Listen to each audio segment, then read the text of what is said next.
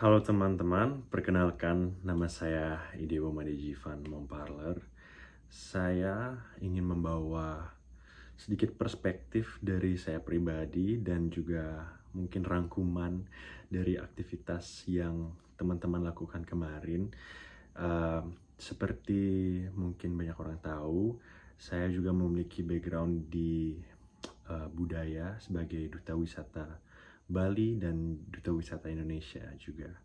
Jadi menurut saya perkembangan teknologi, bagaimana hal tersebut mengefek sebuah bisnis di sektor pariwisata dan juga khususnya di sektor Barong Tanah Kilap ini uh, menjadi suatu hal yang sangat menarik dan patut diperhatikan.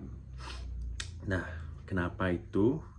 Karena ada faktor-faktor yang penting yang perlu diperhatikan oleh sebuah bisnis. Jadi, sesuai perkembangan zaman, bisnis pun harus beradaptasi. Entah bisnis tersebut di sektor pariwisata ataupun di sektor lainnya. Mungkin saya mau membawa sedikit perspektif di dalam bagaimana adaptasi tersebut bisa diimplementasikan. Jadi contoh paling simpelnya adalah dengan mengimplementasikan teknologi tiketing. Jadi apa itu teknologi tiketing?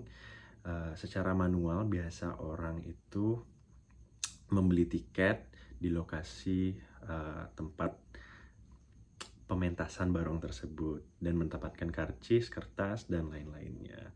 Dengan teknologi tiketing online menggunakan platform seperti Megatix, orang dapat membooking dari jarak jauh. Jadi sangat bermanfaat karena seperti kita tahu di Bali mayoritas turis-turis yang membawa finance yang besar ke dalam Bali adalah turis luar. Jadi untuk mempermudah mereka juga, mereka dapat menggunakan platform seperti Megatix, membeli di negara mereka masing-masing, dan tidak perlu khawatir mereka bisa dapat tiket ke Bali dan menonton pementasan barang tersebut, seperti itu. Dan selanjutnya mungkin inovasi yang bisa dibawa oleh suatu bisnis di bidang pariwisata adalah marketing. Marketing menurut saya adalah salah satu hal yang paling penting dalam bisnis karena marketing, sales, dan juga branding seperti itu.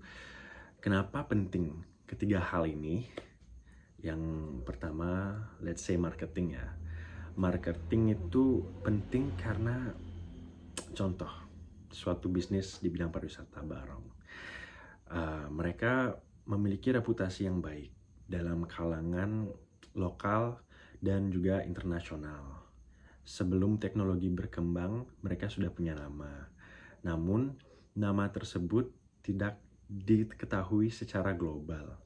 Jadi, dengan memanfaatkan marketing dan teknologi-teknologi inovasi seperti Meta Ads, seperti Google Ads dan lain-lainnya, jangkauan yang dapat dijangkau oleh sebuah bisnis menjadi lebih luas, antara itu secara internasional atau nasional, seperti itu.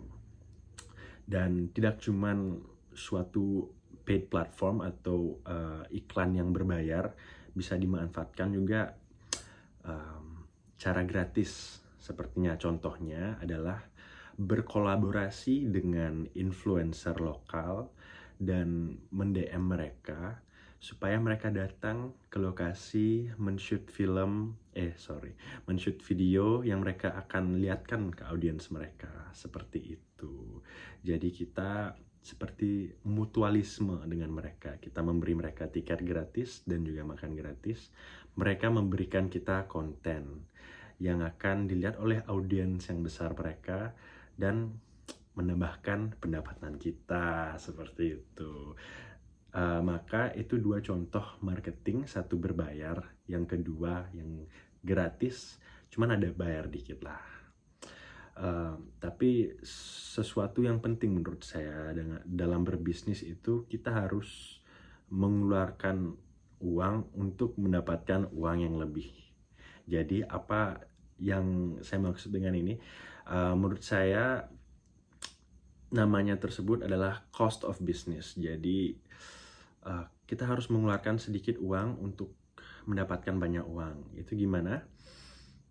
Contoh seperti yang tadi, kita Google Ads, Meta Ads, mungkin orang awam memandangnya seperti membakar uang secara cuma-cuma.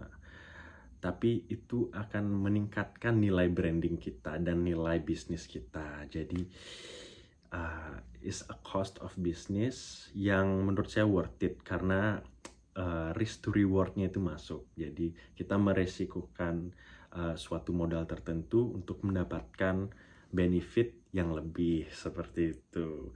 Mungkin itu cukup dari saya. Terima kasih kawan-kawan. Mohon maaf saya tidak bisa hadir bareng kalian semua ke lokasi. Cuman izin untuk membuat video kesimpulan. Terima kasih.